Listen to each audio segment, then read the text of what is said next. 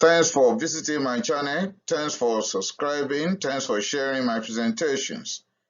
Today, the topic is Hereditary Angioedema Type 3.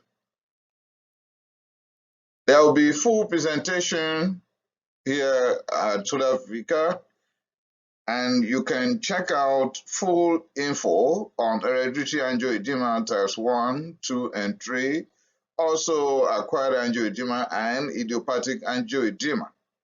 For you to get that done, you can just click on the link below or copy and paste. Unique?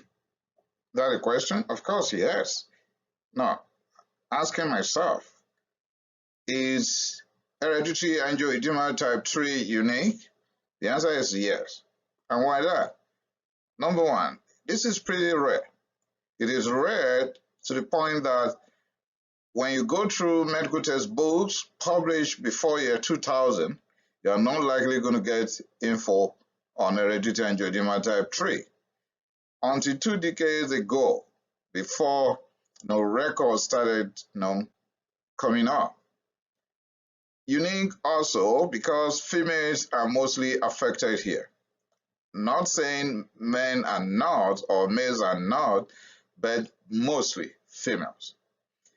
Like hereditary angioedema types 1 and 2 is also genetic in origin. It's also having bradykinin induced, no urticaria, but it's different again because we'll be dealing with normal C1 inhibitors. Both the level and function will be normal here, including C4 level will also be normal. And you are not going to get that in hereditary angioedema types 1 and 2. You will not get that. Trigger here will be mostly pregnancy, hormone replacement therapy, combined oral contraceptives, any estrogen containing medications, which will be a bit different from the rest. Now, hereditary angioedema type 3 is also known as hereditary angioedema with normal C1 esterase inhibitor, meaning normal level, normal function. Then what is the problem? Defects will be in several genes. An example has been given as factor 12 and plasminogen.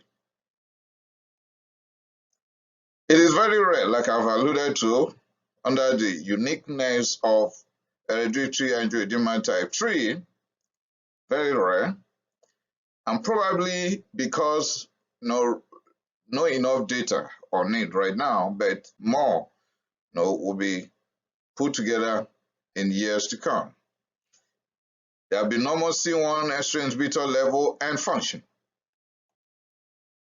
Prevalency is unknown, like I said, until year 2000 before the record was first published about it.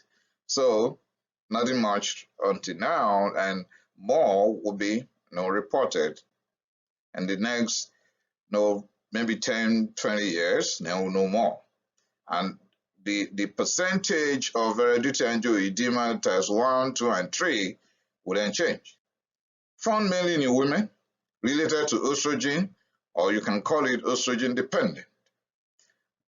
You are not going to find any result if you are treating this case with antihistamines or corticosteroids or combined. But when there is estrogen containing compounds or pregnancy, that could trigger it. Now, like all other hereditary angioedema cases, there's angioedema, no urticaria. Consider bradykinin-induced angioedema. Stop what? Stop citing medications like ramipril or captopril. That is angiotensin converting enzyme inhibitor, right? Like ARB, angiotensin receptor blockers, non-steroidal anti-inflammatory drugs, DPP4 inhibitor, and so on. Check later for the value of C4. If it is normal, don't close your eyes yet. Wait for the next attack. In the phase of acute attack, repeat the test. Still no urticaria? We're going to check for C4 level again when these women, mostly women in type 3, could be men also, and we'll check for C1 estrase inhibitor level and function. And we can check for the value of C1q. Now our result is out. C4, normal. C1 estrase inhibitor level, normal. C1 estrase inhibitor function, normal. C1q level, normal.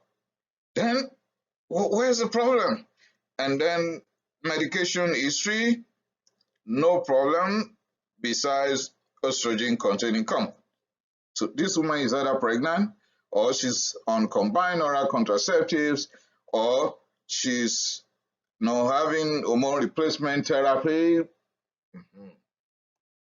Acquired angioedema has been ruled out. How?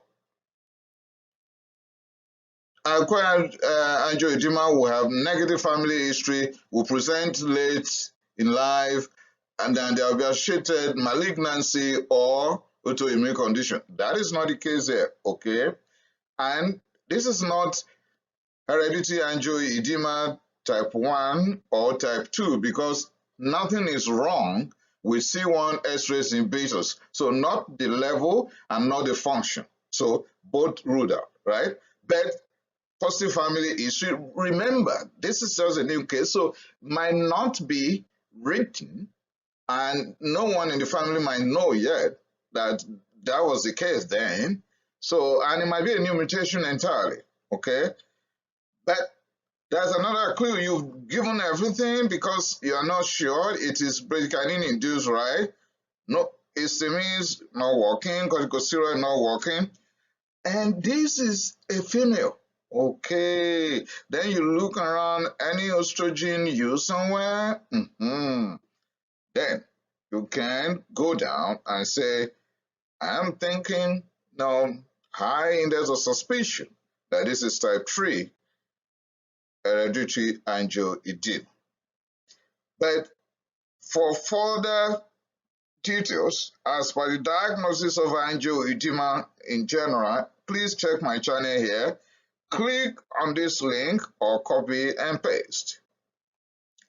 Generally, triggers in bradykinin-induced angioedema will include pregnancy, combined oral contraceptives, and hormone replacement therapy, like I've just mentioned, certain foods, cold exposure, viral illnesses, particularly in children, emotional stress, tongue piercing, trauma, surgery, and dental procedures.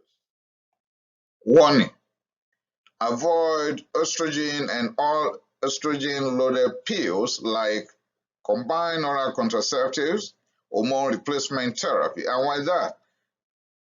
Those medications can either induce or worsen hereditary angioedema type 3. So it can induce. And if it's already there, it can worsen the case for them. Do we need to know more? Yes, absolutely, we have to.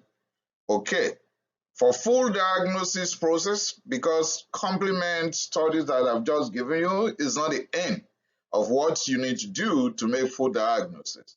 So if we want to know more about what to do as per the diagnosis of hereditary angioedema type 3, and of course the pathogenesis, we want to know why bradykinin can induce angioedema and there will be no urticaria. We want to know.